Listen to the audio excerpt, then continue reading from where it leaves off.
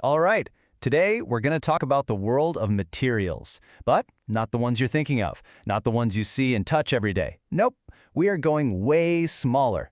I mean, to a scale where the fundamental rules of physics, well, they just start to bend. So let's just jump right in with a question that sounds like it's straight out of a sci-fi movie. What if, and just think about this, what if you could take a material, like gold, right? And what if you could change its basic properties, what it is, just by making it smaller?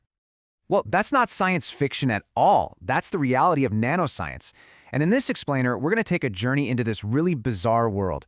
We'll see how the rules of physics and chemistry get completely turned on their head when we start playing with matter at the atomic level. But before we get to the really weird stuff, we need to do a quick refresher on how materials work in our world. You know, the big, visible one we live in every day.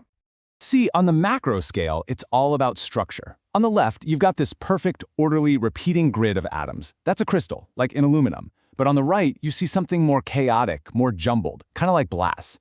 And it's this arrangement of atoms that really defines a material's properties.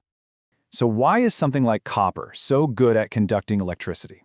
Well, classical physics has a pretty neat model for this. Imagine a fixed grid of positive ions, just sitting there, surrounded by this sea of electrons that are free to just move all over the place. You apply a voltage, and whoosh, those electrons start to flow, and that's your current. It makes a lot of sense, right? But, and this is a big but, that whole beautiful, simple model, it completely falls apart when we start shrinking things way, way down. And this is where things get really, really cool. As we shrink a material down to the nanoscale, and we're talking about dimensions under 100 nanometers, those old classical rules, they just don't apply anymore. And here is the absolute key to everything we're talking about today. At the nanoscale, a material's properties aren't just about what it's made of, they're dictated by its physical size. Size becomes everything. Just look at gold. We all know what gold is. It's that familiar gold color. It doesn't really react with anything. It's a precious metal. But if you shrink it down into nanoparticles, it turns a deep red. Why? Because at that tiny scale, the electrons on the surface start interacting with light in a totally new way. And it's no longer inert. It actually becomes a powerful catalyst, something that can kickstart chemical reactions. It is the exact same element, but at a different size, it behaves like a totally different material. And it's not just gold either. Take a normal piece of silver foil. You can drop it in some dilute hydrochloric acid, and nothing happens. But if you take that same silver and shrink it down into nanoparticles, it reacts, and it reacts fast. Just by changing the size, we flipped a switch on its chemical reactivity. It's wild. Now, to get a handle on this new world, scientists have a way of classifying these nanomaterials based on their shape. Really, it's about how many of their dimensions are trapped in that tiny nanoscale range. So we get zero-dimensional, one-dimensional, and two-dimensional materials. Let's break that down real quick. Okay, so zero-dimensional, or 0D. This one's easy. It just means the material is nano-sized in every direction. Your X, your Y, and your Z. Think of them like little tiny dots in space. This group includes things like nanoclusters and the super famous quantum dots.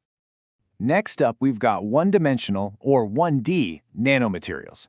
With these, two of the dimensions are nano-sized, but the third one is allowed to get much, much bigger. What you end up with are these long, skinny, needle-like shapes. The most famous examples here are things like carbon nanotubes and nanowires. And speaking of famous nanomaterials, this is a real superstar. It's the C60 fullerene, but pretty much everyone calls it a buckyball. It's a hollow sphere, a perfect example of a zero-dimensional nanomaterial. It's made of exactly 60 carbon atoms, all arranged in hexagons and pentagons. Yeah, exactly, like a classic soccer ball. It just shows you how precise these tiny structures can be. Okay, so these materials are incredible. But how in the world do you make them? I mean, you can't just take a block of gold and whittle it down until it turns red. No, you have to build these things from the ground up. And that gets us to two fundamentally different ways of making anything. The top-down way is what we're all used to. You start with a big chunk of something and you carve or chip away at it. But nanotechnology? That's all about the bottom-up approach. You're literally assembling your final product by placing individual atoms and molecules exactly where you want them to go. So one of the most precise ways to do this is a technique called atomic layer deposition, or ALD for short. The best way to think about it, it's literally like painting with atoms. It's this super careful step-by-step process. First, you pulse in a gas and it sticks to the surface, forming just one single atomic layer. Then you purge the chamber, get rid of all the extra stuff. Next, you pulse in a second gas and it reacts only with that first layer. Purge again, and you just repeat over and over and over. You're building a perfect material, one single atomic layer at a time. The precision is just mind-boggling. For something a little more dramatic, you've got pulsed laser deposition. This is pretty awesome. You take an incredibly powerful laser and you just blast a target material. It instantly vaporizes a tiny piece of it into this glowing cloud of plasma. That plasma plume then shoots across a chamber and deposits itself as a super thin film on a surface.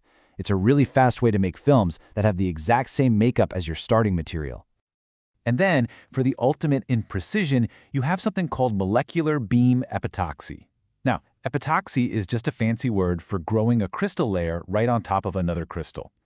This has to be done in an extreme vacuum, because any tiny contamination would ruin the whole thing. You're basically firing beams of atoms at a heated surface, where they land and arrange themselves into a perfect, flawless crystal film. Okay, so we can build these amazing atom-perfect materials. But so what? Why does any of this matter? Well, let's take a look at how this tiny tech is already starting to build our future. Let's go back to our little friend, the buckyball. That unique, hollow cage structure makes it incredibly exciting for medicine. Right now, researchers are looking at how it could be used to shut down viruses like HIV, or how it could be used as a little delivery vehicle to carry chemotherapy drugs directly to cancer cells, leaving all the healthy cells alone. They might even work as powerful antioxidants right inside our bodies. And these applications are everywhere. Carbon nanotubes are being used to make boat hulls that are stronger and lighter, which means they're faster and more efficient. Those futuristic magnetic levitation trains, they rely on special materials called superconductors that have zero electrical resistance. And you've probably already used nanomaterials today without even knowing it. The zinc oxide in a lot of modern sunscreens is actually made of nanoparticles. That's why it works so well without being that thick, pasty white stuff. And this whole idea of designing materials for a specific job extends right into the human body. We're creating advanced biomaterials designed to work with our biology.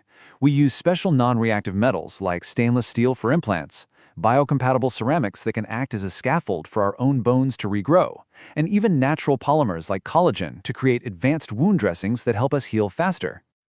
So when you step back and look at all this, we've seen that just by changing the size of a material, we can completely rewrite the rulebook. And it really leaves you with a huge question, doesn't it? If we can make gold red and we can make silver reactive, what other fundamental rules of nature are just sitting there, waiting for us to break them at the nanoscale? So here's the thing to really take away from all this. This isn't some far-off future we're talking about. The revolution, it's not coming. It's already happening. The building blocks of tomorrow are being put together today. Not in some giant, noisy factory, but in these incredibly clean, high-tech vacuum chambers, being assembled with unbelievable precision, one single atom at a time.